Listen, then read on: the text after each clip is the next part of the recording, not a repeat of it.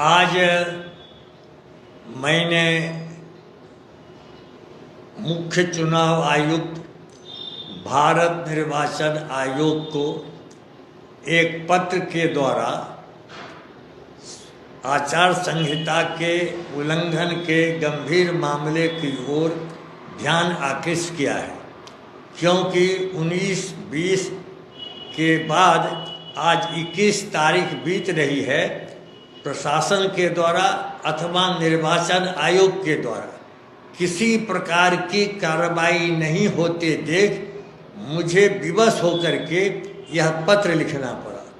घटना यह है कि 19 अप्रैल को भारतीय जनता पार्टी के द्वारा मनोनीत उम्मीदवार जो बेगूसराय के सांसद भी रहे हैं और माननीय केंद्रीय मंत्री के पद को भी सुशोभित कर रहे हैं, उन्होंने जिला मुख्यालय स्थित गणेश दत्त महाविद्यालय परिसर में अपने नामांकन के लिए आयोजित सभा में भाषण करते हुए आम आवाम और खासकर अपने भाजपा कार्यकर्ताओं का आह्वान किया कि वे बेगूसराय लोकसभा क्षेत्र में पाकिस्तान परस्त देशद्रोही से वोट नहीं मांगे, चाहे वो हार भी जाएं तो भी वोट नहीं मांगे। राजनीतिक तौर पर आज तक देश की आज़ादी के बाद से किसी उम्मीदवार ने यह साहस नहीं किया कि शहीदों की भूमि, स्वतंत्रता सेनानियों की भूमि, जिस बेगूसराय ने सैकड़ों स्वतंत्रता सेनानी पैदा किया और उन स्वतंत्रता सेनानियों के खून और पसीने से जो आज़ादी आई, उस बेगूसराय की क्रांतिकारी और शहीदों की भूमि, स्वतंत्रता सेनानियों की भूमि पर कोई यह दुस्साहस करे कि यहाँ के मतदाता को देशद्रोही कहे और पाकिस्तान परस्त कहे, यह बेगूसराय के 21,86,000 मतदाताओं का घोर अपमान है।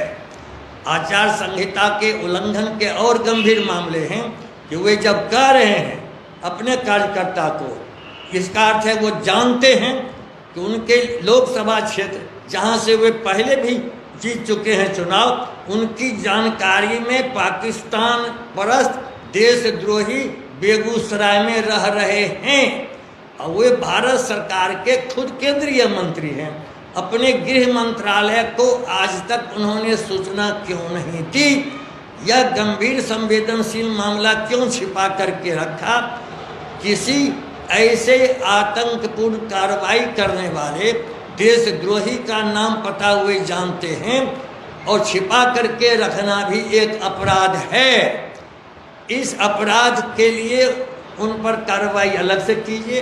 और उनका यह दावा है, चूंकि उन्होंने अपने कार्यकर्ताओं को दोनों हाथ उठा के कहा कि आप लोग उन लोगों के पास नहीं जाइए जो कि देशद्रोही हैं। कार्यकर्ताओं को भी मालूम है और माननीय अभ्यर्थी महोदय को भी मालूम है कि पूरे लोकसभा क्षेत्र में पाकिस्तान देशद्रोही कौन है। इसलिए उनके कार्यकर्ताओं को भी निर्वाचन आयोग चिन्हित करे, उन पर कार्रवाई करे कि किस नियत से इस गंभीर मामला को आपने छिपाया। और इतना ही नहीं, जबकि आपके द्वारा मुख्य निर्वाचन आयुक्त महोदय आचार संहिता में जो निर्देश है कि किसी धर्म विशेष के नाम पर आप नारे नहीं लगा सकते हैं जिससे आपस में भेदभाव पैदा हो, सांप्रदायिक उन्माद पैदा हो। इससे प्रत्येक राजनीतिक दल को और उसके खासकर उम्मीदवार को परहेज करना चाहिए। लेकिन उन्होंने जय श्री राम के नारे लगाए, हर हर महादेव दोनों हाथ से उठा के लगाए। यह आचार संहिता का स्पष्ट उल्लंघन है। इसलिए हमने जिला के निर्वाचन पदाधिकारी को भी प्रति दी है, पुलिस अधीक्षक को भी प्रति दी है कि अभी तक कार्रवाई क्यों नहीं की गई। और इससे विशेष मजहब, खास मजहब के मतदाताओं में आतंक फैल रहा है, दहशत फैल रहा है। जबकि आपका निर्देश है कि आप निष्पक्ष और भय मुक्त चुनाव कराएंगे।